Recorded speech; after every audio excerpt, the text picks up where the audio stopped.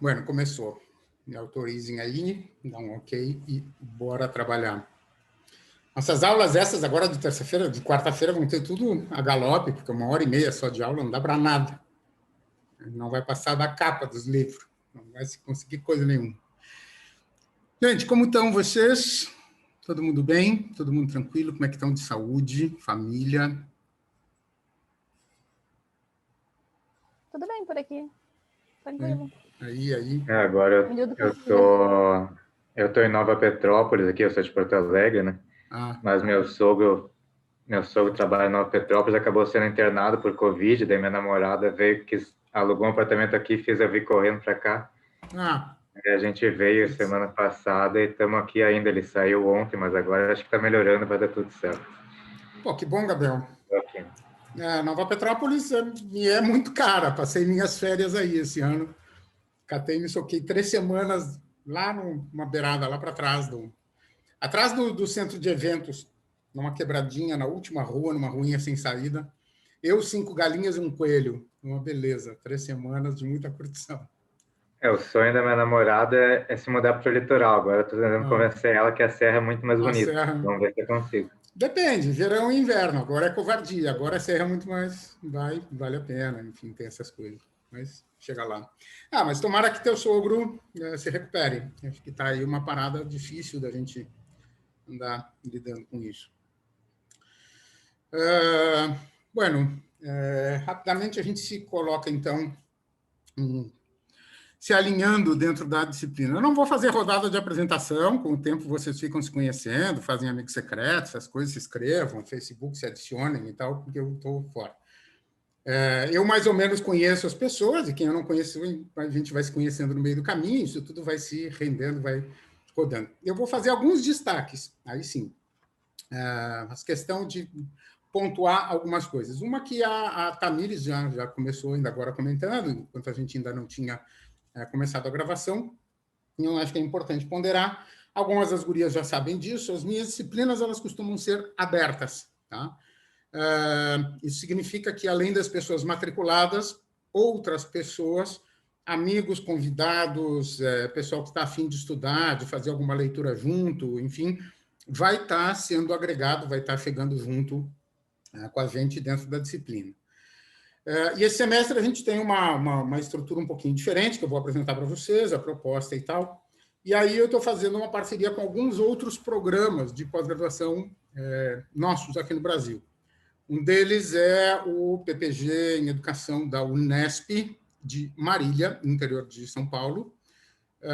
A coordenadora do programa de lá, Graziela, minha amigona há bastante tempo, a gente já trabalhou na quadrienal, já fez avaliação CAPES e tal, e esse ano ela está fazendo assessoria conosco, aqui dentro da PUC, para nos ajudar no processo de autoavaliação do programa. Então, uma proximidade aí. E a Grazi já vem trabalhando com análise política do discurso e teoria do discurso há um tempo.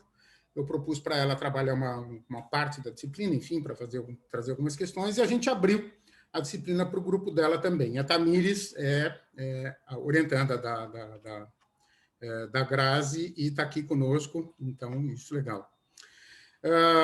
Quem mais? Lilian, Gabriela, a Gabriela Perufo, tem 2 Gabriela. A Gabriela Perufo e a Lilian já são praticamente egressas, elas defendem as suas teses daqui a 15 dias, final do mês de março. Então, portanto, elas já estão aqui como egressas, então também aqui chegando nessa onda. Deixa eu ver quem mais. Bitis, a Mascarenhas, está ali de cor-de-rosa, com um oclão prateado. Estava de aniversário semana retrasada. E Bitiza está iniciando um estágio pós-doutoral comigo e, portanto, foi compulsoriamente agregada ao grupo, à disciplina e tudo mais. Sofia, também egressa do programa, também egressa do mestrado, foi me orientando no mestrado, depois professora no Colégio de Aplicação da URGS, também está chegando de fora. Séries Torres, nos fala diretamente do Laranjal, na beira da Lagoa dos Patos, lá embaixo, também já esteve conosco no primeiro seminário que a gente trabalhou, Laclau e Mufi, talvez Lília e Gabriela lembrem, o primeiro seminário que a gente trabalhou, Laclau e Mufi, a Séries vinha de Pelotas e fez o seminário conosco. E agora, de volta por aqui. Pois o pessoal do programa mesmo, então, Gabriel, Aliene e Valesca são ingressantes agora, são meus orientandos, a Valesca e o Gabriel no doutorado, a Aliene no mestrado, entrando agora. Evelyn também está entrando agora, com orientação da Idla. Gabriela Reck entrando com orientação do Zé Luiz. Tiago já é mais antigo, meu mestrando, vamos qualificar agora em abril, se tudo dando certo e bonitinho. A gente tem exame de qualificação logo em seguida.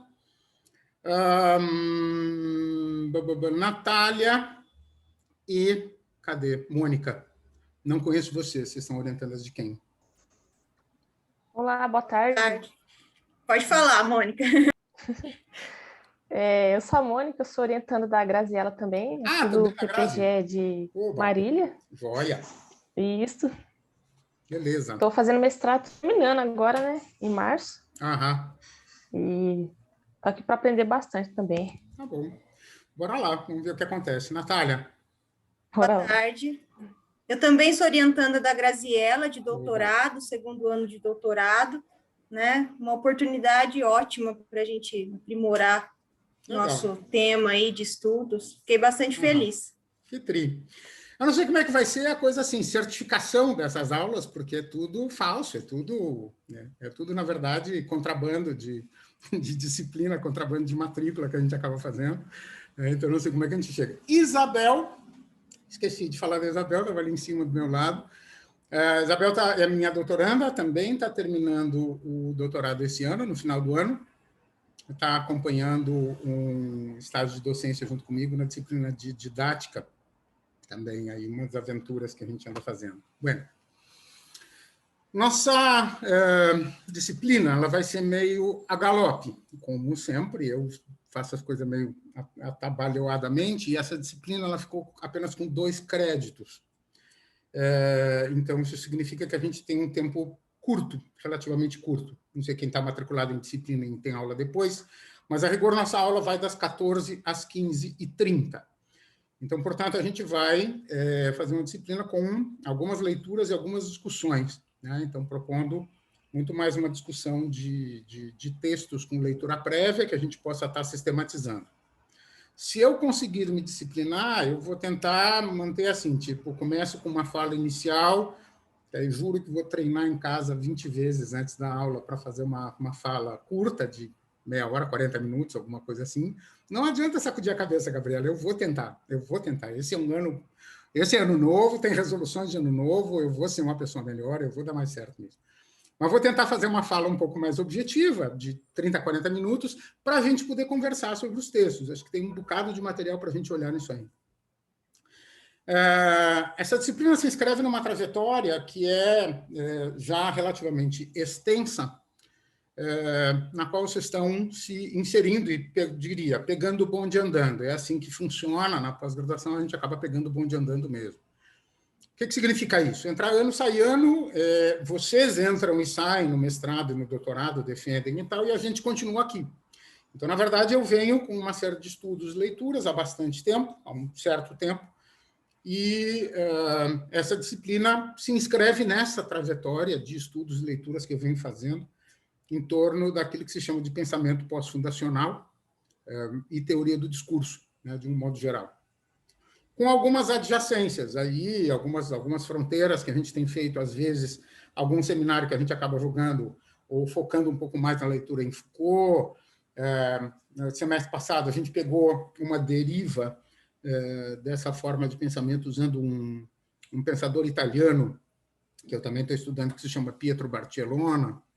E esse ano a gente foca de novo em Laclau para olhar especificamente a teoria do discurso, tá? Para olhar especificamente a análise política do discurso. Então, os outros conceitos, hegemonia, política, poder, significação e tal, eles vão ser adjacentes, eles vão andar um pouquinho na volta, a gente vai usar eles mais como ferramenta. Então, um pouco essa ideia. Olha o ponto de partida. Entender, junto com esses caras, enfim, entendendo junto com Laclau, especialmente, que isso que a gente chama de sociedade é efeito de uma articulação discursiva. Tá? Na verdade, é uma produção discursiva que faz com que as coisas existam. Isso não significa que a realidade não exista. Tá? As coisas existem, evidentemente. Está aqui o computador, está aí a parede na volta de vocês, as pessoas com quem a gente vive, conhece, a comida que a gente come. Então, isso é, ok, a realidade. Mas, do ponto de vista de fazer uma leitura da sociedade e, portanto, de cada um de nós inseridos dentro dessa sociedade, ele diz, isso é uma articulação discursiva. Isso só existe porque existe uma formação discursiva que dá sustentação para isso. Então, o que ele quer, o que a gente tem como referência? Que cada vez que a gente tomar alguma coisa em análise, cada vez que a gente tomar um objeto para discutir, eu estou falando com pessoas que estão ligadas a mestrado, doutorado, enfim, estão pesquisando alguma coisa e ligados direta ou indiretamente à educação, cada vez que vocês tomam um objeto em análise, esse objeto, do ponto de vista dessa teoria, da teoria do discurso, ele vai ser considerado como uma articulação discursiva. Ele precisa ser acompanhado de uma formação, de uma construção que denote qual é a representação que ele tem, quais são os significados que estão aí articulados, que elementos estão aí colocados, senão ele não existe. Vou dar um exemplo. Essa semana, a gente aí aos trambolhões, não vou nem falar Lula, liberdade e tal, não, isso a gente vai chegar daqui a pouquinho, a gente vai falar no Centrão e nessas tensões e um pouquinho nesses arranjos de equivalência entre direita, esquerda e centro. Mas, nesse momento, eu tomo como referência, por exemplo, o 8 de maio, tá? O 8M. Minha conversando justamente, trocando algumas ideias com a Bitiza, meia boca, assim, do incômodo que a Bitiza está em relação ao 8 de maio nos últimos tempos, em função da quantidade de críticas que se tem feito, de alguma maneira, às formas como o 8 de maio tem sido trabalhado. Ou seja, por um lado, ele aparece como uma manifestação, né, e uma construção derivada de um movimento social, que pauta uma bandeira, que coloca em pauta uma bandeira em função de uma condição de desigualdade e de exploração, que se constitui, se configura, vamos pensar especialmente no mundo ocidental contemporâneo, e essa data acaba se tornando emblemática nessa construção, sei lá, para emergência de uma luta e de uma série de questões aí em defesa da mulher, Dia Internacional da Mulher. Rigorosamente, ok, todo mundo se entendeu, todo mundo sabe o que é Dia Internacional da Mulher, mas quando a gente vai fazer uma análise propriamente dita, do ponto de vista do que seja uma análise política, a questão é perguntar o que é mulher? Do que eu estou falando quando eu me refiro, quando eu profiro a palavra mulher? Qual é o conteúdo desse significante mulher? Exatamente aí se abre uma grande discussão. É qual mulher? É a mulher rica, a mulher pobre, a mulher negra, a mulher oprimida, a mulher opressora, a mulher bandida, a mulher do bem, a mulher do mal? O que cabe aí dentro? Quem fala sobre essa mulher? É um homem? E que homem? É um homem abusador? É um homem como o Bolsonaro? É um homem como o Lula? Quando o Lula abre a boca e diz a mulher, 3 pontinhos qualquer coisa, é completamente diferente de quando o Bolsonaro abre a boca e diz a mulher, 3 pontinhos. Por quê? Porque cada um deles se inscreve como sujeito dentro de um determinado campo de prática que o configura com suas crenças, suas convicções, e, portanto, faz com que esse significante, essa palavra, a mulher, essa expressão, a mulher, seja carregada, ou seja, recheada com um sentido que é produzido naquele campo de práticas no qual aquele sujeito se inscreve. Então, se esse sujeito está inscrito num campo de luta, enfim, essa palavra vai estar carregada de um determinado sentido. Então, o que acontece? A gente não opera com consenso. Tá? A grande questão que está no horizonte disso é, numa organização social, na nossa vida cotidiana, a gente não opera, não trabalha com consensos. Bem ao contrário. A gente trabalha na direção de construir alguns consensos, e esses consensos resultam de uma disputa de entendimentos que diferentes grupos, diferentes sujeitos vão fazer para conseguir dar conta de que a gente consiga se entender, pelo menos saber do que cada um está falando, né? Uns e outros estamos falando.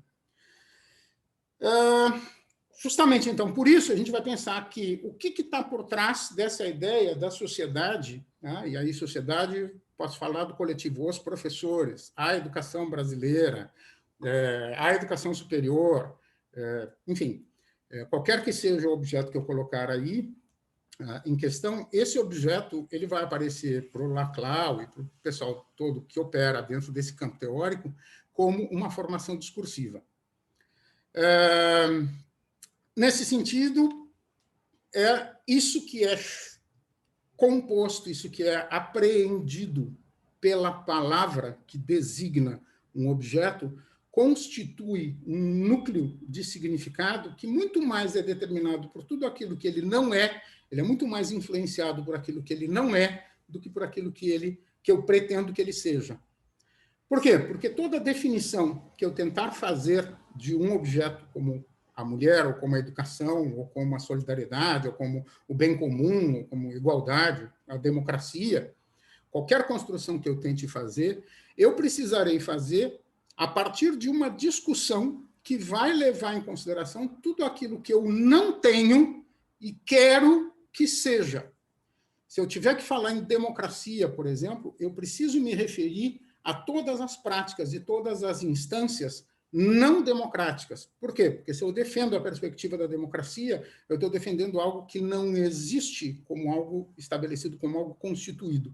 E sim, eu vou definir em função de alguma coisa que eu não tenho. Por que isso acontece? Porque essa virada foi um caos, uma rasteira que, historicamente, a gente levou no final do século, especialmente considerando final do século XVIII, a partir da Revolução Francesa, enfim, quando o lugar de poder ele deixa de ser ocupado por um soberano, definitivamente, e mesmo que eu tenha regimes autoritários, ditatoriais e tal, no mundo, no planeta, se instituiu essa perspectiva da sociedade democrática como o ideal dessa construção liberal, especialmente no Ocidente, mas a gente vai pensando isso de um modo geral. Então, o que acontece? A gente passa a correr atrás, a gente passa a perseguir um estado nunca alcançado, nunca definitivamente dado. Então, a gente vai atrás do bem comum, a gente vai atrás da democracia, a gente vai atrás do progresso. Não se alcança o progresso, se luta pelo progresso. Não se atinge a democracia como um estado pleno que se estabelece. Não, se vive, se pratica, se experimentam práticas democráticas, mas não se chega numa democracia. Da mesma maneira, quando a gente vai discutir a respeito, por exemplo, da mulher, em função do dia 8 de março e tal, essa mulher a que a gente se refere, e que representa o recheio dessas bandeiras que correspondem a toda a construção discursiva em torno da libertação, enfim, da valorização e do 8 de março, é uma mulher justamente que não existe. Por isso que ela é objeto de luta. E se ela existe, se aproxima, se a gente consegue se aproximar de uma mulher, vou colocar entre aspas essa palavra para deixar ela suspendida, né? Se a gente chega no lugar dessa mulher numa condição adequada do ponto de vista político, é essa a condição que a gente quer para a mulher hoje, essa condição precisa ser reconhecida como algo provisório, temporário e precário, porque em seguida vai vir uma onda que vai tentar tirá-la do lugar.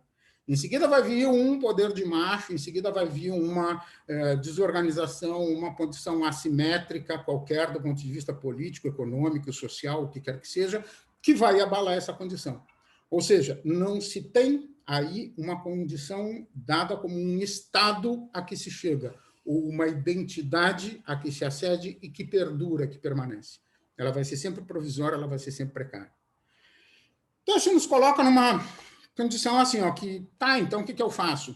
Então, essa lógica que a gente, na qual a gente despenca o tempo todo, como o entendimento de uma sociedade que está sempre se mexendo, ela está sempre saindo do lugar, dá um cansaço medonho. Beleza, exatamente essa luta pela ocupação de um espaço de poder dentro de uma sociedade democrática, essa luta que é interminável e que é irresolvível, que é insolúvel, que também funciona como fator de coesão. É exatamente porque ela demanda o tempo inteiro esforço e movimento que a gente não se desgruda, que a gente não solta a mão de ninguém. Porque a gente precisa estar o tempo inteiro lutando pela democracia, pelo bem comum, pela mulher, pela igualdade, pela o que quer que seja aí dentro. E o que significa, então, essa luta? Essa luta é uma luta que também acontece no campo discursivo.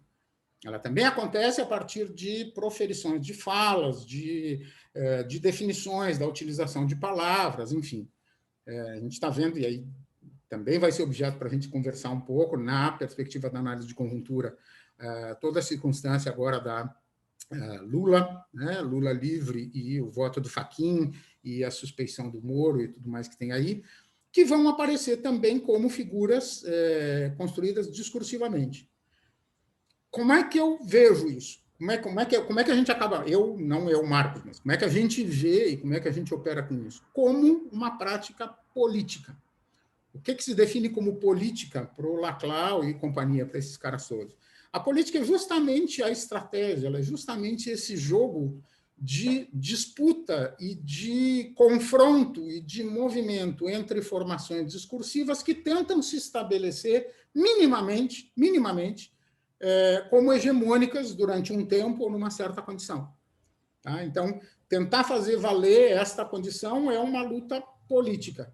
Então, num embate que eu vou ter com alguém no Facebook, na rede social, não sei onde, um cara que vai e grita Lula ladrão, o que tem aí dentro, atrás dessa palavra, como é que isso se constitui como discurso, e aí nós vamos negociar. Por que tu disse que é ladrão? Porque é Atibaia, porque roubou, porque não sei das quantas. Tá, mas aí caiu o juízo. Não, mas é porque ele... Então, vale a mensagem que vazou da... Ou seja, uma série de elementos, uma série de questões que a gente vai trazer para dentro da discussão ao longo do semestre, vamos ajudar a pensar que esse movimento que dá um cansaço medonho, mas que é incansável no sentido de tentar estabelecer um mínimo de estabilidade para que a gente consiga se entender do que cada um de nós está falando quando se vai na direção de um objeto como educação para todos, educação de qualidade. O que é qualidade? Qualidade para quem? Como é que eu vou lidar com isso? Então, esses arranjos, essas disputas, essas tensões, esses jogos de aproximação, de confronto, de antagonismo, é o que vão caracterizar a política, tá, no nosso cotidiano. Então, o que a gente vai ter como ponto de partida, isso que eu estou dizendo para vocês, é a sociedade, isso que a gente chama de sociedade, que a gente concebe como sociedade, nada mais é do que uma formação discursiva, tá, que a gente vai se encarregar ao longo dessas 4 meses que a gente tem pela frente, de destrinchar, no sentido de tentar entender como é que se fabricam essas leituras, esses discursos que proporcionam certos entendimentos sobre a sociedade e que, portanto, vão servir de substrato para tomadas de decisão, para projetos, para políticas públicas, para projetos sociais e o que quer que seja. Cada um de nós como profissional, cada um de nós como estudante, como pesquisador, toma decisões, faz coisas, né, e encaminha processos, projetos, ações, o que quer que seja. A gente manda um guri sentar, a gente encaminha um projeto para um edital, a gente faz uma determinada compra, a gente profere uma frase explicativa, a gente faz um diagnóstico com base em convicções que a gente tem, né, com base nas nossas crenças e nas convicções. Ou seja, numa série também de discursos que a gente acabou incorporando ao longo da nossa vida e que, neste momento, eles têm valor de verdade, eles valem como verdade, eles valem como certeza. Considerando a impossibilidade da unanimidade, do consenso, portanto, as nossas decisões e esses nossos enunciados, eles são sempre frágeis, muito frágeis. E diria, se a gente levasse a ponta de faca, eles são impossíveis. O fato da gente ser lançado numa direção de uma relativização plena da existência e, portanto, da verdade, ou seja, nós não temos mais certezas como referência de consistência para uma tomada de decisão, a gente é levado para uma posição que se chama de indecidível. Tá? Como é que a gente toma uma decisão? Não, eu tomo uma decisão pensando no que é melhor. Melhor para quem? Melhor em que circunstância? Melhor sob que condições? Justamente levando nessa direção, eu chego ao ponto que, bom, então eu não posso tomar decisão nenhuma, porque todas as decisões que eu tomar, elas são parciais, elas vão ser boas sob certo aspecto e ruins sob certos outros. Beleza, é disso que eu estou falando. Só que eu preciso tomar decisões, eu preciso fazer coisas. Eu preciso levantar e dar uma aula, eu preciso encaminhar um projeto, eu preciso fazer alguma coisa. Como é que eu tomo a decisão se a decisão se ancora num estado de indecidibilidade? Bueno, eu vou pela onda daquilo, o que o Laclau vai dizer é o que me conduz é a onda da hegemonia. Eu vou pensar hegemonicamente, eu vou fazer aproximações daquilo que é hegemônico. E não é hegemonia do ponto de vista do Gramsci, pensando na classe dominante, aquilo lá. Não, é hegemonia dominante no campo discursivo no qual eu me alojo. E aí, portanto, aquilo que é hegemônico para mim pode não ser para o Gabriel, pode não ser para a Renata, pode não ser para a Betisa. Apesar de estarmos dentro do mesmo campo, eventualmente as nossas decisões não vão... E aí o que acontece? A gente vai para uma arena, para uma disputa de pontos de vista, de posições. E aí, de novo, voltamos para a luta, voltamos para a impossibilidade do consenso, para a impossibilidade da unanimidade, para a impossibilidade dessa condição. Então, isso para dizer assim, ó, esse panorama é o panorama que assim, estou desenhando como nesse furdúncio, nesse mingau, nesse pântano que a gente vai caminhar ao longo desse primeiro semestre de 2021. Para a saída de bola, alguém tem alguma questão, algum ponto?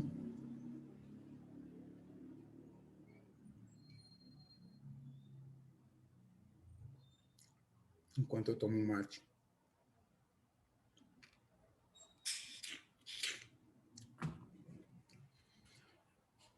Mudos todos. Professor, na verdade eu tenho uma pergunta. Gabriela. Eu acompanhei bem até chegar na parte da hegemonia. Quando tu falou da hegemonia, eu me perdi um pouco. Se tu puder repetir só esse finalzinho. Não, repetir eu não consigo. Tu vai pegar a gravação no YouTube depois da aula e tal, e aí tu vai olhar e vai ver, que jamais consigo repetir, porque eu estou falando aos borbotões. Que eu diria o seguinte, ó, Natal, isso vai ser um ponto que a gente vai olhar mais de pertinho, vai ter uma aula que a gente vai mexer nesse conceito de hegemonia, mas já te dizendo. Uma ideia vai se estabelecer como hegemônica quando ela resultar de um alinhamento de posições que, para dar conta de combater um inimigo externo, para combater uma posição oposta, antagônica, vai renunciar às suas particularidades, às suas diferenças. Tá? Por exemplo, e aí, portanto, a ideia de hegemonia, ela está sempre localizada, não se fala numa condição como em Gramsci, da hegemonia como uma ideia que toma conta de toda uma sociedade que aparece como hegemônica por efeito de uma disputa. Tá? Eu vou ter uma condição hegemônica atribuída a uma determinada ideia ou uma determinada concepção no interior de uma certa formação discursiva que corresponde a uma certa formação social particular. Tá? Então, eu te diria que no momento que a gente tem, e a gente vê aparecer agora de novo, Lula livre, tá? Toda a organização do bolsonarismo no Brasil estava mais ou menos organizada entre Bolsonaro e o Centrão, enquanto a esquerda se devorava as tripas todo mundo, se bolo, se não sei o quê, se vai ser uma chapa só, se então sai o Eduardo, se vai sair o Haddad. Enfim, a esquerda não conseguindo se organizar, em certa medida, o Centrão correndo na frente, então Eduardo Leite trabalhando já com Dória, no sentido de tentar uma alternativa no meio do caminho, conversando com Ciro, para se contrapor ao bolsonarismo. Tá? Então, isso estava polarizado aí, de certa forma, só que não chegava a ser uma polarização, porque esses caras estão o tempo inteiro trabalhando aproximações e distanciamentos. No momento que o Fachin profere essa sentença e torna Lula livre, e Lula se torna elegível, tá? Tensionou de novo, rapidamente, em questão de instantes, milésimos de segundo, se configurou no país inteiro, de novo, os dois grandes polos, pró-Lula e contra Lula. O antipetismo se fortaleceu. E o que a gente pode enxergar já de saída é uma rápida corrida, inclusive dos sujeitos do Centrão, que precisam agora tomar posição diferente, porque nessa disputa entre uma coisa e outra, se eles se dispersarem, eles vão para o saco. Aquilo que a gente estava vendo há 2 semanas atrás, por exemplo, como uma condição que estava acontecendo com a esquerda, PSOL, PT, enfim, candidatura própria, junta, não, vamos ter um candidato só, é aquela leitura, se a gente tiver muitos candidatos, vai dispersar os votos, a gente não vai conseguir entrar, enfim, um pouquinho isso como aparece. Esse é um discurso que, nesse momento, está sendo absorvido, incorporado pelo Centrão. Se o Centrão mantiver a candidatura do Ciro, a do Eduardo Leite ou do Dória, a do Luciano Huck, do Moro, eles vão se ralar, porque eles vão pulverizar tudo isso. Então, o que acontece? De alguma maneira, esse grupo de sujeitos, esse grupo de partidos, renuncia às suas diferenças, algumas das suas diferenças, das suas particularidades, a favor de combater um inimigo externo, um inimigo comum, que é justamente a constituição dos dois grandes blocos, que são Lula e Bolsonaro.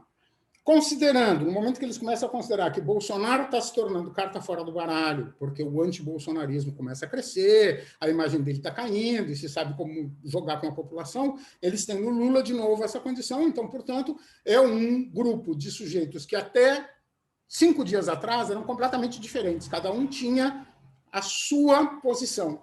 No momento que aparece esse, aspas, inimigo comum constituído, que é o Lula, essas diferenças, eles renunciam a algumas dessas diferenças para tornar equivalente no seu movimento de luta o combate à candidatura do Lula. No momento que essa candidatura, então, ela é tomada como uma posição a ser considerada como antagônica, como inimigo ou como antagônica, essas equivalências entre os sujeitos nesse lado vão dar consistência a isso que se chama, neste caso, de hegemonia.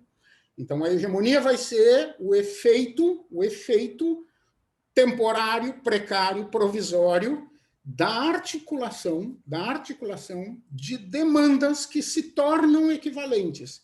Eu quero uma coisa, tu quer outra coisa, a Valesca quer outra coisa, cada um de nós quer uma coisa, mas tem uma coisa que nós temos em comum, que é derrubar o Lula. Então, aquilo que se torna aqui hegemônico não é o que nós queremos, não é aquilo que nós temos em comum, que é ferrar o povo brasileiro, que é enriquecer não sei o quê, mas é combater aquele inimigo. Então, porque temos um inimigo comum, somos capazes de produzir uma camada discursiva, uma equivalência de significados que vai tomar força, e que vai operar durante esse tempo como uma matriz hegemônica. Então, a hegemonia vai aparecer desse jeito, como um efeito de uma cadeia de equivalências entre posições que discursivamente se estabelecem. Entendeu? E isso é dinâmico. Como é, Valesca? Isso é dinâmico. Sim, isso tudo é dinâmico, tudo é a galope. Tudo é a galope. Tudo é a galope. No final da tarde pode mudar tudo isso que eu disse, pode não valer nada. Pode tudo isso ter sido alterado. Os acontecimentos agora, ela está funcionando assim, daqui nas próximas jogadas já pode ficar tudo bem diferente. Rapidamente as coisas se tornam assim. Na eleição para governo do Estado, nós vivemos isso, que daqui a um pouco nós tínhamos algumas candidaturas que estavam articuladas, de repente sai Fortunati e Melo de um lado, Melo passa a perna no outro, cai o Fortunati do meio do caminho, o eleitorado vai. E aí tu sabe, da coisa de passar de primeiro para o segundo turno, não existe transferência de voto para candidato. Não existe isso. O que existe é articulação política feita aí dentro. E aí, nessa coisa, a gente até entrou com Manuela, né, com um certo fortalecimento e uma certa condição de reforço da esquerda, mas a direita e o centrão conseguiram um efeito mais potente nessa circunstância e deram essa virada. Então, não dá para a gente prever, não tem como enxergar isso como algo controlável. Então, exatamente por isso é um cansaço, é um jogo que a gente o tempo inteiro vai fazendo. E aí, por isso, aquela ideia que mas em quem tu vai votar? Não, mas, pois mas nesse eu não voto, mas naquele eu também não. Mas se o segundo turno for, digamos, Bolsonaro, Luciano Huck, em quem tu vota? Para meu gosto, isso é um exemplo de uma situação indecidível. Indecidível. Isso é indecidibilidade. Tá? Que nos coloca nessa posição.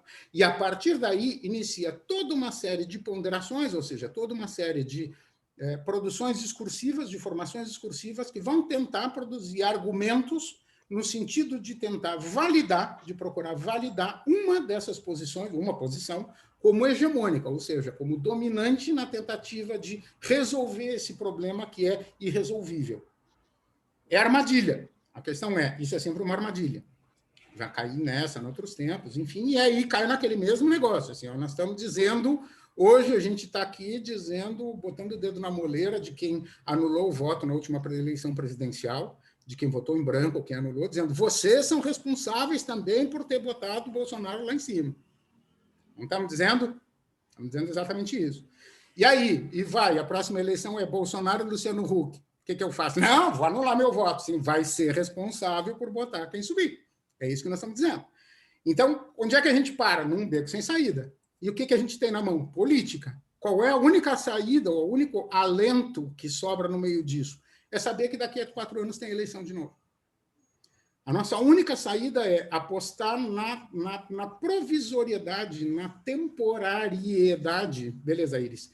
A temporariedade dessa posição a que se acede num movimento democrático.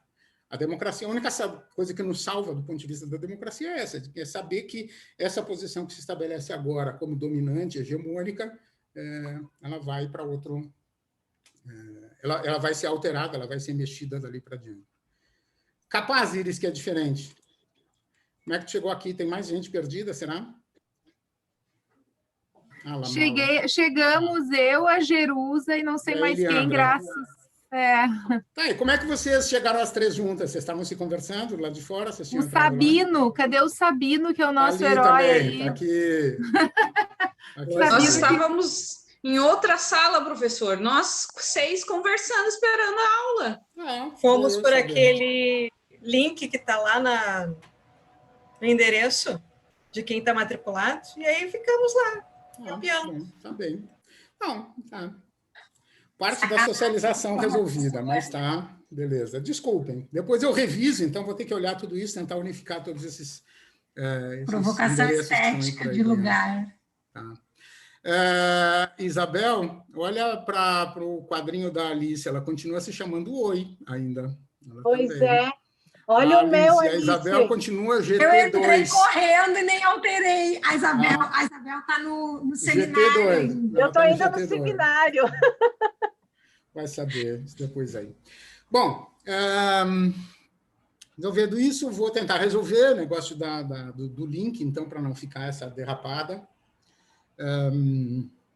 Então, esse é o cenário, um pouquinho, o contexto, cenário não, é o contexto no qual a gente vai operar durante o semestre. Alguma questão, alguma outra ideia, alguma pergunta, alguma dúvida, antes de eu apresentar o plano de trabalho, como é que a gente vai fazer? Professor, eu estava pensando em uma coisa, hoje, inclusive, pensando nas hegemonias, né? Que, na verdade, é tudo tão provisório que, pensando em construção de hegemonia, Partido dos Trabalhadores é diferente de Lula também, né? Também. Então, a gente pode pensar num cenário completamente diferente, né? Esse não ao PT que elegeu o Bolsonaro não necessariamente vai ser um não ao Lula, né? Então, também essa questão do provisório, né? Isso é bem interessante, eu estava pensando hoje, agora há pouco, na verdade, sobre isso. Não, tu tem toda a razão. O objeto que é tomado como referência, tá, para uma determinada formação discursiva, ele vai mudar de um para outro. Até porque outra categoria que a gente vai trabalhar dentro dessa lógica da hegemonia é aquele raio da sobredeterminação. Um significante, ele é determinado e ele é sobredeterminado, ele tem determinações em cima das determinações. Então, quando eu estou dizendo uma coisa, eu não necessariamente estou dizendo aquela coisa, eu posso estar dizendo outra nesse lugar. Então, por isso também, assim, um bocado de português, como a gente vai trabalhar com discurso, tem algumas categorias que a gente vai usar, que ao lado da metáfora, a gente vai ter que falar de metonímia, que é, então, quando também um significado se infiltra na palavra. Então, vamos olhar para isso e exemplos concretos vão ser muito bem-vindos, sempre bem-vindos. Quando eu li o texto, eu fiquei pensando exatamente quando agora tu explicou, foi de encontro exatamente ao que eu tinha pensado. E, assim, eu me lembrei muito do conceito aquele da intersubjetividade, né, que eu briguei tanto com ele no mestrado, e, de alguma forma, esse significado intersubjetivo faz com que algumas coisas façam sentido para alguns grupos, não? Não necessariamente, porque a própria condição do sujeito é uma formação discursiva. Uma relação intersubjetiva, ela precisa ser pensada do ponto de vista político, Valesca. Tá. Porque o sujeito também vai estar deslocado de uma condição... Quando tu pensa na intersubjetividade como algo... vou pensar classicamente na filosofia, a intersubjetividade vai supor um sujeito com uma certa densidade, uma certa consistência. E a intersubjetividade como sendo uma relação entre essas duas mônadas, esses dois grandes campos subjetivos. E aqui, dizendo, não, um sujeito ele não tem uma identidade ou uma consistência que dura, que perdura. A depender da formação social na qual ele atua, a sua consistência vai estar alterada e, portanto, a sua densidade vai estar alterada. A intersubjetividade vai ser uma condição instantânea, momentânea, porque o mesmo sujeito pode estar na manifestação do pessoal a favor das faixas de bicicleta, das ciclovias dentro da cidade, e esse mesmo sujeito pode estar discutindo com o tio da mercearia porque a comida não é vegana. Tá? São duas formações discursivas completamente diferentes, em dois campos de prática completamente diferentes, e eu tenho o mesmo indivíduo atuando num e no outro, mas em condições subjetivas completamente distintas, porque ele vai estar aderido a formações discursivas diferentes. Então, nós vamos ver esse deslocamento o tempo todo. Por isso, vamos ter que nos colar nessa provisoriedade do discurso. Pouco isso, tem que correr atrás do significante. E também, se a gente pensar na linearidade, como tu falasse dos movimentos sociais, por exemplo, das causas, a gente vê muito essa modificação, porque se a gente parar para pensar, por exemplo, na década de 70, né, como funcionava, por exemplo, a luta racial na década de 70 e como ela está se colocando agora, muitos sujeitos ainda são os mesmos, né? Alguns valores se modificaram, grupos novos se articularam e mudaram seus valores políticos hegemônicos, digamos assim, para as articulações necessárias ou não, né? Vai ter o tempo todo, vai mudar de uma esquina para outra, de um quarteirão para o outro, não precisa ir nos anos 70. Até porque, senão, tu vai ficar numa coisa muito emblemática, porque lá as lideranças e tal, não tem isso. Mas não é assim que funciona. Tem a questão dos clássicos, né? Mas se a gente parar para pensar no ano passado, no mês passado, né? Se a gente pensar em novembro para agora, já está uma diferença também. É isso aí. Então, nós vamos fazer... É por isso que nós não vamos estar trabalhando com essas coisas mais totêmicas. Exatamente isso também faz parte um pouco dessa escolha teórica, a gente não aderir a esses grandes discursos, grandes magnificências, né, discursivas que a gente tem nas grandes teorias disso, de um modo geral. Programa, plano de trabalho. A gente vai ter semestre organizado, assim, eu acho que mais ou menos em 4 partes, não está tudo meio quadradinho, não está tudo bem quadradinho, mas o que eu proponho? Um primeiro movimento, um primeiro conjunto de aulas, as 3 próximas aulas, a gente vai buscar, fora da teoria do discurso, fora desse campo e tal, algumas ferramentas. Tá? E que ferramentas são essas? Realmente algumas que a gente possa depois manejar e trazer para dentro. Uma delas é o próprio entendimento de discurso, tá? Como é que funciona a ideia do discurso como praxis discursiva, como campo de operação do discurso nessa ideia da fabricação da realidade, né? Ou seja, o quanto uma palavra faz ver as coisas de uma certa maneira ou de outra, né? E de como as coisas me levam ou me pedem para serem nomeadas de uma maneira ou de outra. Então, a relação entre o ver e o nomear, o como vejo as coisas e como nomeio, e também o vice-versa, ou seja, o modo como eu nomeio induz a ver as coisas que eu estou nomeando desse jeito, de uma certa forma. A gente vai trabalhar com um professor da Universidade de São Paulo, da USP, se chama Isidoro Blickstein. A gente vai ler um livrinho dele que se chama A Fabricação da Realidade. Tá? Ele vai apresentar brevemente alguns elementos bem introdutórios da teoria do discurso mesmo, um pouco da linguística geral, aquela ideia lá do Saussure, triângulo de Ogden-Richards e tal, essa relação entre significante, significado, referente, o que é a coisa, o que é a palavra. Tá? Qual é a relação que existe entre as palavras e as coisas. Via de regra, é isso que a gente vai ter no horizonte. Tá? É um livrinho que se chama Kaspar Hauser ou A Fabricação da Realidade, é isso que se chama. Kaspar Hauser é usado como metáfora para apresentar isso. Kaspar Hauser é um personagem histórico, depois virou romance, que depois virou filme, Werner Herzog produz um filme bem interessante sobre ele. Não vamos discutir o filme, a gente vai discutir essa ideia de fabricação da realidade, né, de como a palavra acaba permitindo e proporcionando uma certa forma de construção, na medida em que ela se insere no interior de um campo de prática. Tá? E aí essa relação entre a prática e a palavra vai ser necessário a gente olhar. Segunda aula seguinte, nós vamos dar um mergulho num marxistão, um marxista clássico, que nós vamos operar sempre dentro do campo do marxismo, isso vai ser necessário. A gente vai ler a primeira parte da Dialética do Concreto, do Karel Kozik. Kozik é um polonês, enfim, um teórico polonês dentro do marxismo, e ele vai discutir justamente essa ideia de concreticidade.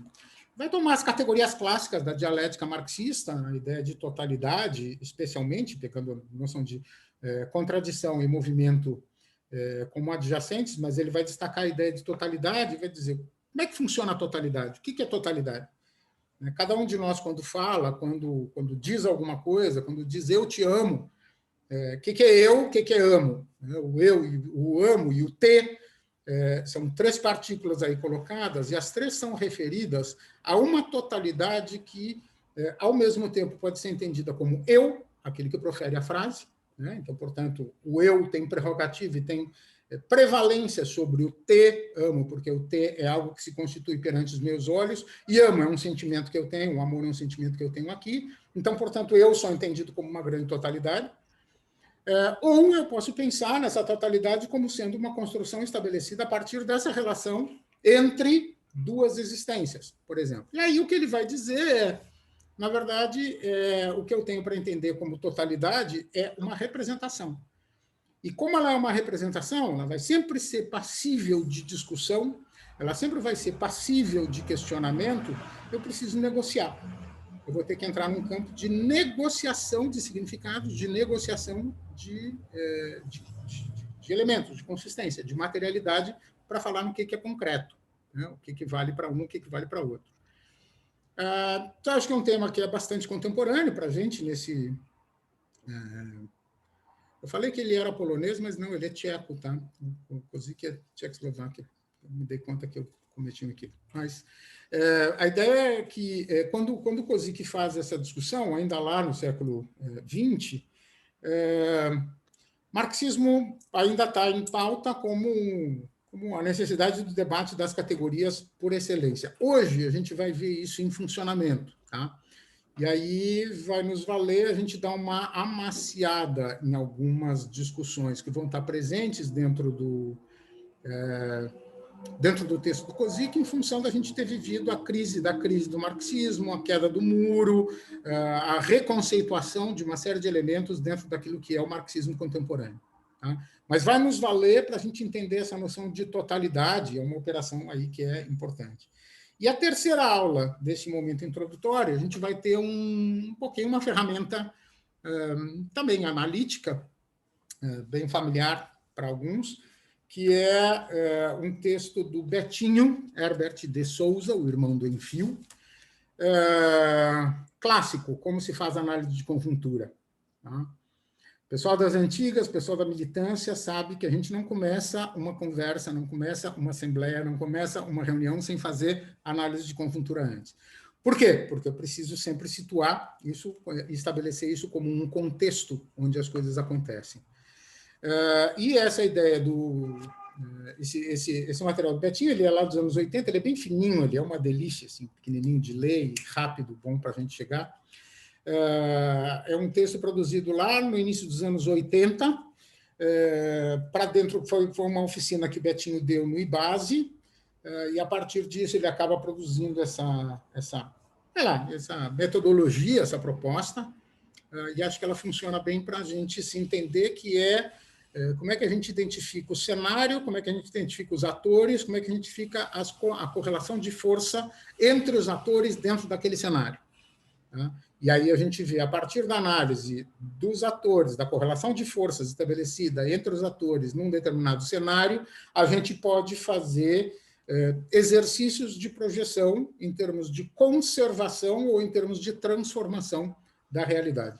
A tendência da correlação de forças é o quê? a conservação daquela correlação como ela está, e, portanto, a permanência da conjuntura, ou a alteração da correlação de forças está sinalizando uma alteração na conjuntura, de tal maneira que eu tenha uma modificação no horizonte. Então, a gente vai olhar isso como uma ferramenta, tá? Para a gente poder falar, para quando a gente for falar, bom, e o Lula, e o Moro, e tal, né? Quem mais a gente vai trazer para a volta para esse assunto? Quem mais a gente precisa mencionar como ator, como vetor, como elemento participante dessa correlação de forças que se estabelece aí de um modo geral, tá? Isso vai ser a parte introdutória. Depois, a parte de mergulho. Vamos um pouquinho fundo, aí vamos pegar conceitos propriamente ditos do Laclau. Primeiro, o livro lá de 85, publicado agora mais recentemente, se chama Hegemonia e Estratégia Socialista. A gente vai ler um capítulo, e aí vamos gastar 2 aulas lendo um capítulo. Uau! Minúcias. Aula de minúcias. Vai ter 2 aulas para a gente trabalhar com um capítulo que é este aqui, além da positividade social, tá? Antagonismo e hegemonia, onde Laclau e Chantal Mouffe apresentam a noção de discurso. E aí eles vão ser muito claros em termos do que é uma articulação, o que é um elemento, como se produz a articulação entre os elementos e como a articulação discursiva caminha na direção do estabelecimento da hegemonia, a partir dessa noção de antagonismo, que é um conceito que foi trazido para dentro do pensamento do Laclau pela Chantal Mouffe. Ela desenvolve essa questão do agonismo e, portanto, do antagonismo como um fator determinante para a gente entender a questão da política, tá? E dentro dessa lógica, mais uma aula e pouco, a gente tem para olhar 2 capítulos desse livrinho aqui do Laclau, que se chama Emancipação e Diferença. É um conjunto de ensaios, um conjunto de artigos dele, e a gente vai olhar 2 capítulos aqui especificamente. Um deles em particular, que é o que a gente vai mergulhar um pouquinho mais fundo, que diz mais respeito ao que a gente está trabalhando, que é por que os significantes vazios são importantes para a política. Por que é importante para esse debate político a figura do significante vazio? E, por fim, nessa dinâmica, nessa etapa mais de um pouco mais de consistência, a gente vai ler, e vamos chegar perto de um livro que se chama Ernest Laclau e a pesquisa educativa na América Latina. E aí vamos olhar especificamente algumas aproximações que têm sido feitas do Laclau com a pesquisa em educação aqui na América Latina. Aí a gente entra numa terceira fase da disciplina, que é vamos ver o que mais se tem feito, né, que tipo de aplicação é possível dessa teoria do discurso em pesquisas no campo educacional. E aí é que eu acionei 5 colegas, 5 lindas amigas que a gente carrega mundo afora, para vir fazer aula conosco. Então, o que eu estou propondo é assim, em 5 aulas, nessas 5 aulas, em cada uma delas, a gente vai ter 2 ou 3 textos de cada uma delas, com as suas pesquisas, produção de seus grupos e tal, e elas vêm para conversar conosco. E a ideia é muito mais que eu estou propondo para elas é assim, não me importa, não estou querendo que elas venham dar aula de Laclau e teoria do discurso, mas que elas venham conversar conosco sobre como é que elas têm usado essa produção, enfim, nas suas pesquisas, nas suas coisas.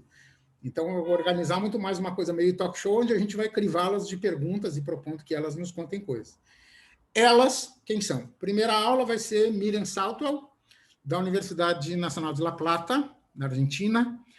Miriam hoje é a coordenadora do programa de doutorado lá de La Plata e também é a diretora de ensinança secundária, diretora do ensino secundário da província de Buenos Aires, equivalia ao estado do Rio Grande do Sul, a província de Buenos Aires toda. Ela coordena o ensino secundário lá e ela vem produzindo algumas coisas sobre a teoria do discurso. Ela chegou a ser orientada pelo Laclau, chegou a fazer aula com ele, enfim. E tem alguns textos bastante curiosos, bastante interessantes. Tem 2 textos para a gente olhar.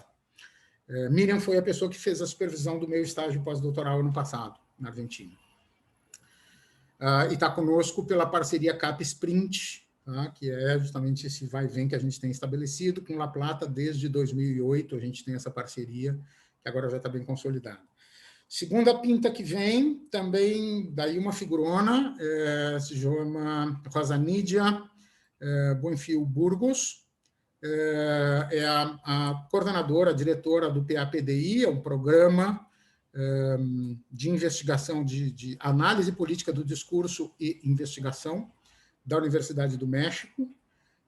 O PAPDI, esse programa existe há quase 20 anos, e eles têm uma série de grupos já produzidos, tem um curso de pós-graduação rolando lá dentro, tem disciplinas, tem seminários que eles fazem, tem uma coleção de livros sobre análise política do discurso, também são vários volumes que vêm sendo produzidos em diferentes relações, alguns trechos desse material da Rosa, dos orientandos lá, a gente vai chegar perto de olhar. E a Rosa foi a pessoa que organizou esse livro do Laclau e a pesquisa em investigação educativa na América Latina, também, então a gente vai olhar para isso. De gringas são elas duas, e aí temos 3 brasileiras que vêm para a gente conversar. Uma delas não me lembro mais da ordem, mas isso a gente vê, é a Graziela Abdian, que é a orientadora das gurias, que estão aqui, da Natália, da Mônica, da Tamires. Grazi é professora na Unesp de Marília, e vem trabalhando com a questão da análise política do discurso como ferramenta para gestão escolar e gestão educacional. O debate sobre gestão é mais importante nesse ponto. Justamente para olhar essa questão da política, da construção da hegemonia nas estratégias de gestão, isso vai ser um ponto importante. Uma outra pessoa ligada também ao campo da gestão, mas vai num outro extremo, vai fazer uma outra porta de entrada, é a Luciana Marques, Luciana Rosa Marques, é da Federal do Pernambuco. A Luciana é atualmente a coordenadora do GT5 da ANPED, que é o GT Gestão da Educação. Está dentro da diretoria da ANPAI, Associação Nacional de Pesquisa em Administração da Educação. É a correlato da ANPED, são as 2 grandes associações que a gente tem hoje no Brasil. E a Luciana também tem em pesquisa, a tese de doutorado dela foi a aplicação da teoria do discurso para analisar um processo de eleição e gestão de diretores de escolas municipais na região de Recife. Então, ela vai fazendo a questão da análise política do discurso desses diretores na construção, então a gente vai ter como olhar para isso. E a terceira pessoa que vem é a Alice Casimiro Lopes, da Universidade do Estado do Rio de Janeiro, da UERJ. A Alice também já foi coordenadora do FORPRED, enfim, já coordenou mais de um ENDIP acontecendo, hoje está dentro da discussão do currículo, dentro da Associação Brasileira de Currículo, bem forte. A gente, ano passado, chegou a trabalhar com alguns textos dela e das parceiras da Beth Macedo, da Tura, da Lourdinha, sobre questões curriculares entre Brasil e México, usando essa matriz da teoria do discurso. A UERJ hoje é um polo bem importante de análise de teoria do discurso no Brasil, assim como o Federal de Pelotas é com o Daniel, a UERJ é com a Beth e com a Alice. Então, essas 5 estarão aqui conosco, cada uma um dia, e a princípio está posto ali no cronograma, mas talvez, se alguma coisa acontecer no meio do caminho, a gente troca a ordem, inverte alguma coisa por aí. E para terminar o semestre, daí a gente vai um pouco para ver o que sobra de tudo isso. Eu propus 2 aulas no final, em que a gente pudesse olhar para assim, a gaveta dos diversos. Está todo o semestre mais ou menos todo organizadinho, cada aula tem um bloco, uma coisa mais sequencial e mais unificada.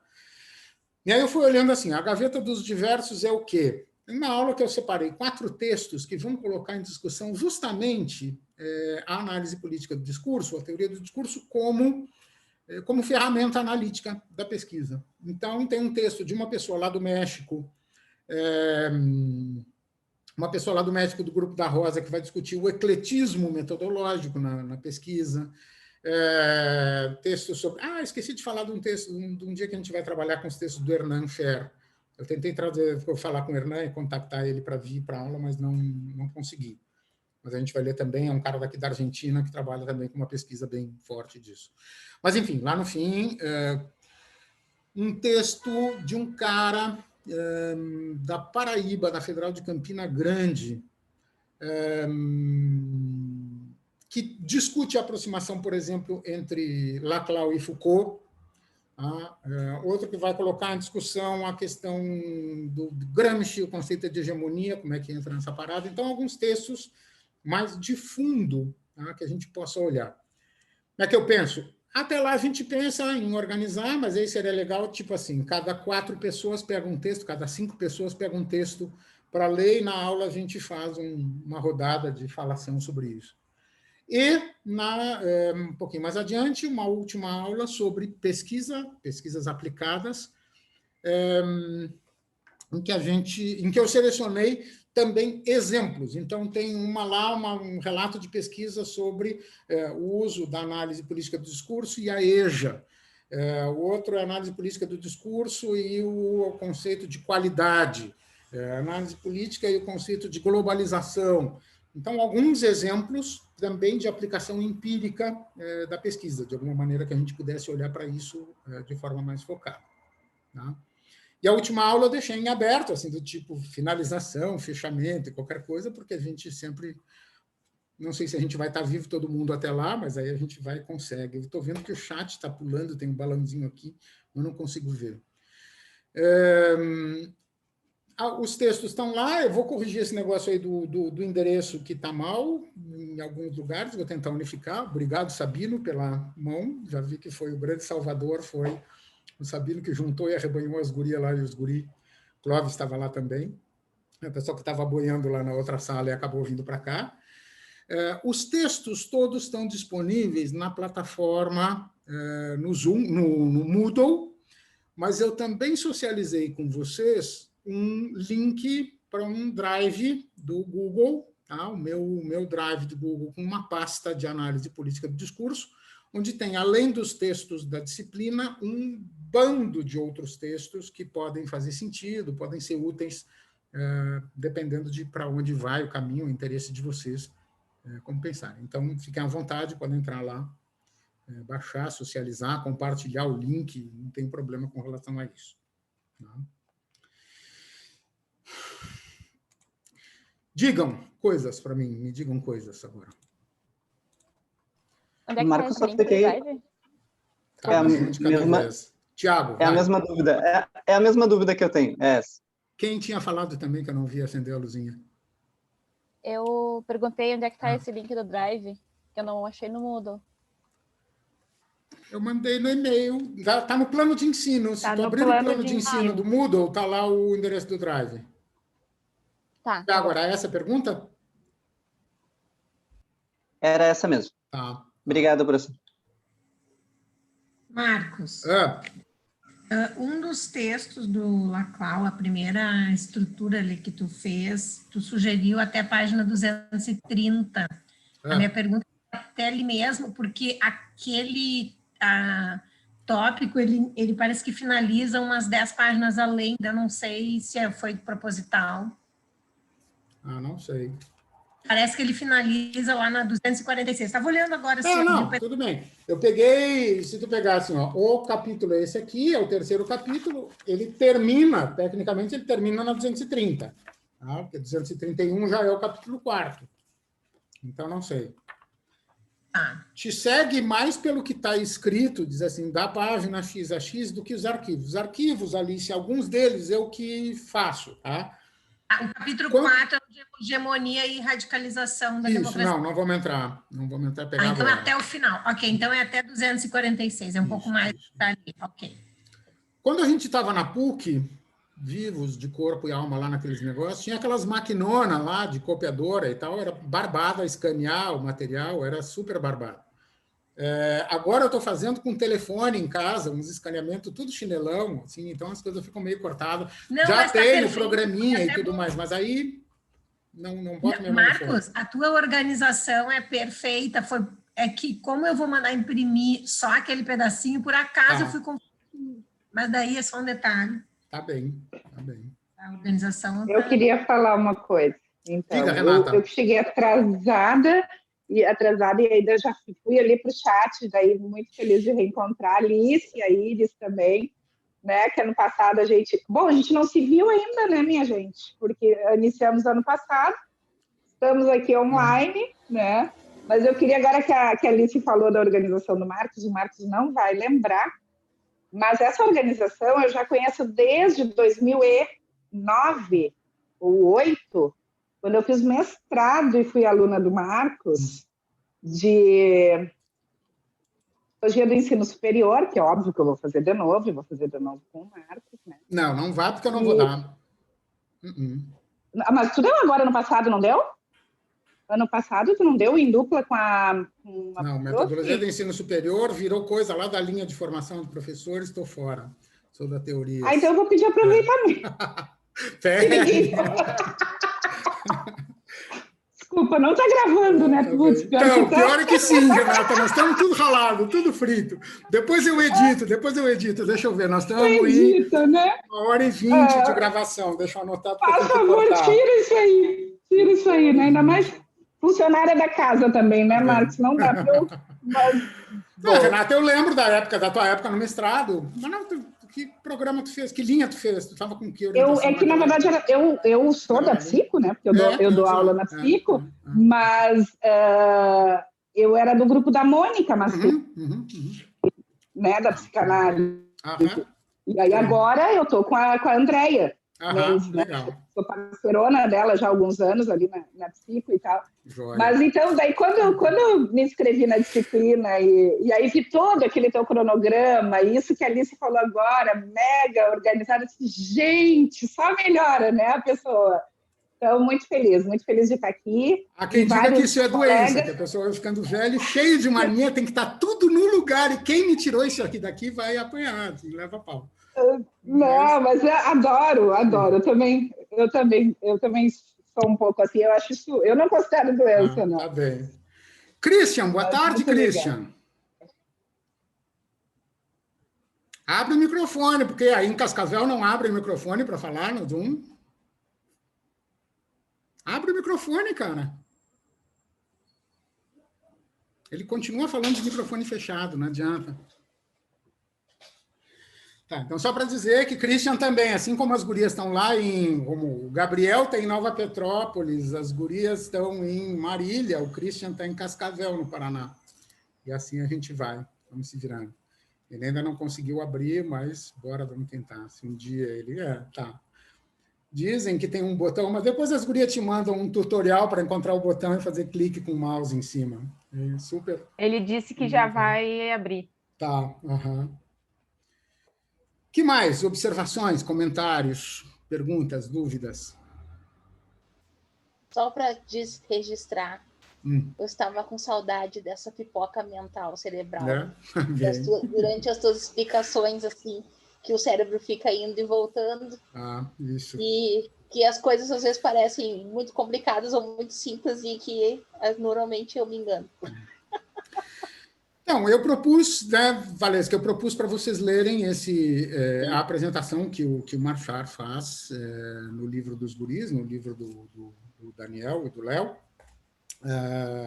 Apresenta, de um modo geral, a questão pós-estruturalista, enfim. Apenas para que vocês tivessem um pouquinho do horizonte. Eu acho que eu cheguei a tocar em todos os pontos que importavam. A questão da ausência, da negatividade. Todas as coisas que eu destaquei no texto, tu falou na tua explicação. Por isso que eu não tinha o que te perguntar dessa vez. Tá bom. Beleza. Depois que eu fiz aquela disciplina contigo do Foucault, e eu sobrevivi. Então, barbada. Bem. Marcos. Diga. Eu trabalhei com a Valesca, acho que foi em 2018, e reencontrei ela ontem, então, aqui.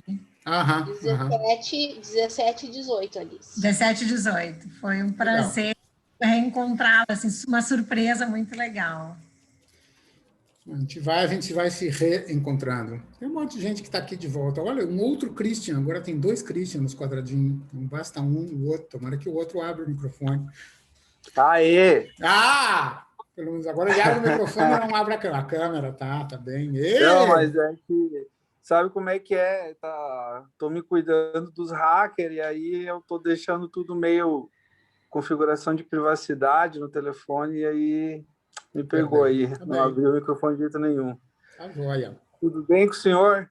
O senhor tá no céu, graças a Deus. Vamos lá. É Deus, tá, Deus saudade, existe. Também, a gente jogar. Como era o nome daquele treco que a gente passava as tardes jogando? CUP, maravilha. A gente teve um grupo de pesquisa, contar a parte lá do B, assim, já são 13h15 da tarde, a gente já vai engrenando para essas coisas. A gente tem um grupo de pesquisa, que agora virou coisa nenhuma, virou nada, mas a gente tinha um grupo de pesquisa que reunia todas as terças-feiras à tarde para trabalhar as pesquisas, não sei o quê, os discursos dos pibidianos e tal, era tudo uma maionese, até que o Christian chegou com uma caixa de CUP, é um jogo de tabuleiro, um jogo de carta. Nunca mais nós fizemos pesquisa na vida. Pô, passava discussões em CUP, era assim, muito legal. Muito bom. Eu estou esperando você vir aí um dia junto com as gurias para visitar. E aí a gente joga um CUP por aqui. Eu estava querendo ir para Porto Alegre, mas eu não sei o que está pior, se é aqui ou se é aí. Aqui tá feio aí também. Por enquanto, deixa assim, cara. 2022, em seguida tá aí, daqui a pouco já é Natal, nós já estamos fazendo de novo. E aí vamos ver. Março do ano que vem a gente para e vê como é que a gente está. Vamos provavelmente. Isso aí. Então tá. Falou. Isto. Que mais? Dúvidas? Perguntas? A lógica das aulas um pouco vai ser essa, assim, não vai dar... Eu me atrapalho muito com essa coisa aqui desses quadradinhos de aula remota.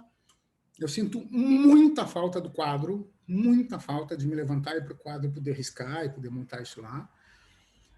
Eventualmente, alguma coisa, eu até vou tentar produzir alguns slides, alguma coisa assim, de tentar sistematizar. Mas não sou muito de confiança. Por que isso? Porque me falta a coisa dinâmica. Então, eu não sei direito como é que vai funcionar. Eu vou me esforçar para que a gente consiga avançar nessa direção e, sei lá, me ajudem nisso. Fazendo a leitura e trazendo questões, sempre me dando corda, eu mordo a isca fácil. Vocês fazem uma pergunta, eu falo 20 minutos, então eu sou facinho para engrenar nessas coisas. É legal se vocês trouxerem questões em relação aos textos. Na semana que vem, por exemplo, a gente tem o Blickstein, com toda a discussão ali da linguística. O livro é muito sistemático. Ele mesmo tem as imagens que vão... o jeito como o triângulo vai evoluindo, vão saindo as pernas pelo lado, e vai aparecendo a praxis e o discurso. Então, ele mesmo vai se produzindo ao longo da leitura, ele vai facilitando. Então, acho que para a semana que vem não vai ser complicado, acho que é mais tranquilo da gente ver. E vamos experimentar. Tá? Coisas que a gente vai se deparar com algumas coisas, algumas delas eu vou topar e vou gostar que a gente entre e tal, outras não. Quais são? Primeiro, para a gente poder falar em análise política do discurso, eventualmente a gente vai ter que falar de discurso, propriamente dito. Eu vou, de alguma forma, me limitar a essa leitura do Blickstein logo na semana que vem, e depois vou me ater a esses elementos mais básicos, tá? Eu não pretendo avançar do ponto de vista do paralelismo que se pode fazer com análise de conteúdo, com análise de discurso clássico, com mesmo concepção do discurso em Foucault, e o discurso... Não vou entrar nessa pauta, tá? Não vou querer, para que não dê muita mistura, que não tenha muito ruído. Tem alguns elementos bem importantes na teoria do Laclau, ele vai se servir do Lacan, tá? Alguns conceitos dentro especificamente da psicanálise lacaniana. O grande outro, a ideia de falta, os pontos nodais, a exterioridade negativa, tem algumas coisas que vão aparecer do Lacan, com quem eu não simpatizo, tá? Com quem eu tenho uma certa implicância, por toda coisa é muito mais da noção psicanalítica e de como ele trabalha isso como um caminho de cura e tal, que não me agrada. Mas não vai ser possível desviar dos conceitos que vão estar aqui colocados. Então, eu vou tapar o nariz e vou passar assim por dentro, usando os conceitos e colocando eles, vou me servir deles na medida em que eles são úteis e serão ferramentas para a gente trabalhar com as coisas dentro de Laclau. Mas eu não vou querer entrar na discussão de falta lacaniana, tá? Ou mesmo do discurso, né, da ditadura dos significantes e tal, né? Eu não vou entrar em Lacan. Então, eu vou fazer de vez em quando alguns desvios, e aí são idiosincrasias que eu vou perseguindo. O pessoal que já passou por mim em outras disciplinas sabe que às vezes tem coisas que eu topo e é legal, tem coisas que eu corto o mal pela raiz e digo, não vou tocar nesse assunto, não vamos desenvolver isso, não vamos avançar para lá. Tá? Mas, por favor, tragam referências que puderem, que precisarem, fiquem à vontade para trazer também. O que mais?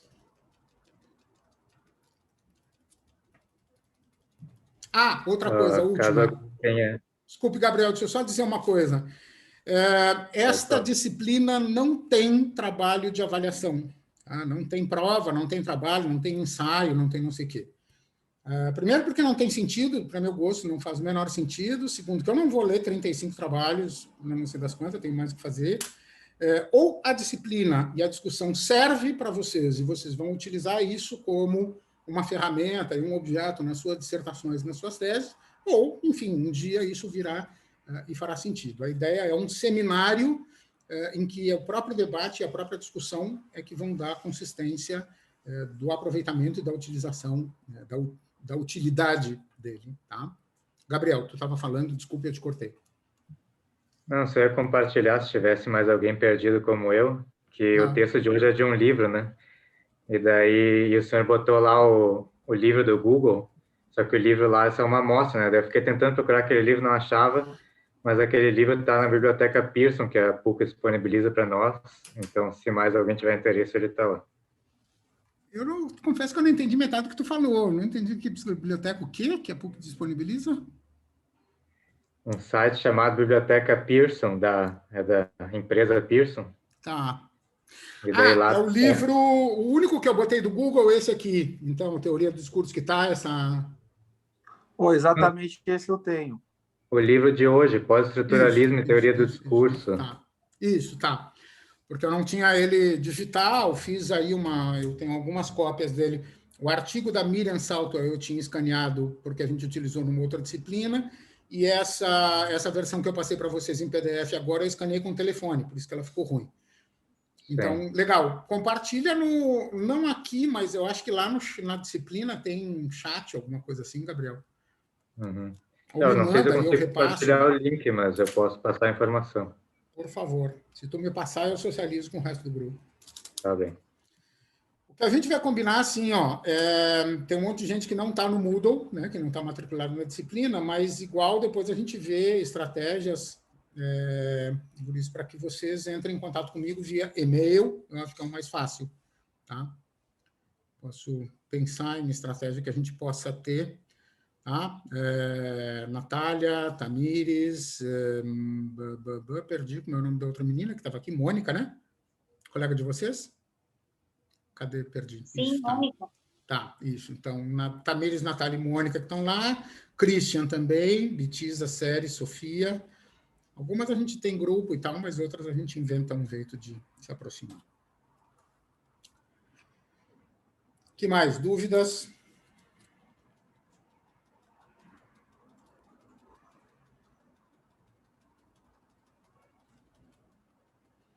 Nós vamos para o aniversário, né, Bit? Vamos para o aniversário da Simone agora. É uma amiga nossa, que é madrinha do nosso programa, do programa que a gente faz.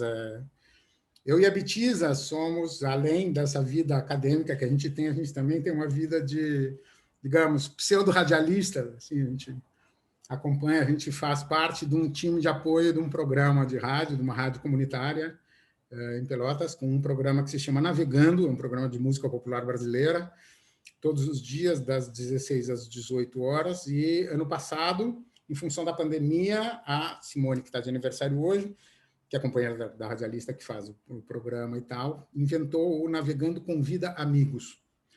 E em cada programa, em cada dia, de segunda a quinta-feira, algum ouvinte mandava a seleção de músicas. Isso representava 24, 25, 26 músicas, faixas, organizadas em 4 blocos e tal. E às sextas-feiras a gente faz uma live com os ouvintes que participaram mandando música do programa e tal. E os âncoras somos eu, Betisa e mais uma colega que é a Andréia. E agora é o aniversário dela, nós vamos para lá, porque aí nós vamos para uma outra onda às 4 da tarde. Estaremos sintonizados na Rádio Com de Pelotas. Se alguém quiser assistir ou escutar o programa, ouvirão. O programa hoje está organizado em 4, como o aniversário da Simone. Então, nós os 4, a Betisa, eu, a Andrea Schenoffen e a Elo, que é a dona do programa, cada um de nós organizou um bloco do programa. Então, são 4 pequenas playlists para a gente celebrar. Como que é o nome da rádio, Marcos? Dá para ouvir pela internet? Com 104.5, né? Se tu pegar Rádio Com Pelotas. Rádio Com, tudo junto, Rádio Com Pelotas. Bota Rádio Com Pelotas e é uma rádio comunitária. E tem no site, tem um botãozinho ali para botar... Ó, alguém já... Não. Tá o livro do... Gabriel acabou de botar o livro disponível no chat, viu? Já estou puxando. Eu não consegui botar lá no Moodle, não consegui achar fórum aberto, daí eu botei. Tá. Tá, legal. É na plataforma da biblioteca virtual. Ok, entendi. Eu vou colocar lá, Gabriel. Obrigado. Pessoal, nos vemos então. Boa leitura, bom trabalho. São 15h24. Hoje a gente vai terminar 5 minutos antes. Mas das outras vezes podia até passar um pouquinho, mas aí vamos lá. Tá bom? Leitura feita. A aula vai estar disponível, passem adiante. A aula depois fica disponível no YouTube. Eu passo para vocês o link sempre das aulas também. Tá bom? Beijo e queijo. Obrigada, prof. Tchau, gente. Boa tarde. Boa tarde. Tchau.